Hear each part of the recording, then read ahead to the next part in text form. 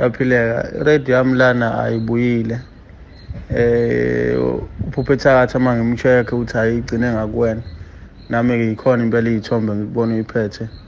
Ngithi ngicheck ecuna ukuthi ukuphi mhlambe ngikwazi ukuyicollect. Udlala ngami nje. Futhi uDaka wayilahla ke radio yakho. Udlala ngami nje. Udlala nje ngami. Bengaze ngishushume ne-radio ngisho nisapha. Ngoba mina ngigcine ngokushutha nje kuphela simnawo. Uyena uyisanganela ngendlela ayisanganela ngayo.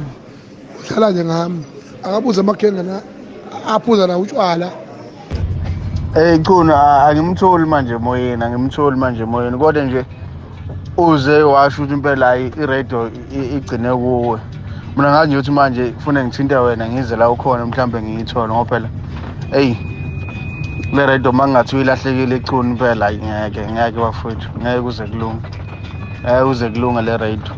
Akho nani elingathenga le radio bafowethu, alikho inani elingathenga le radio. Cha wejamini uthi mfowethu asilungise la mfowethu asilungise i-radio mfowethu ebandle benginalo lapha i-radio ngiqala iduke ebandleni ngoba mhlawumbe kumacingwane mfowethu maye ukuthi aphe angisazi mfowethu ukuthi yenze kanjani kodwa i-radio mfowethu ayikho mina jamini uthi kumina i-radio yakho mfowethu afuqama mfowethu i-radio yakho ayikho kumina kunjalo nje mfowethu.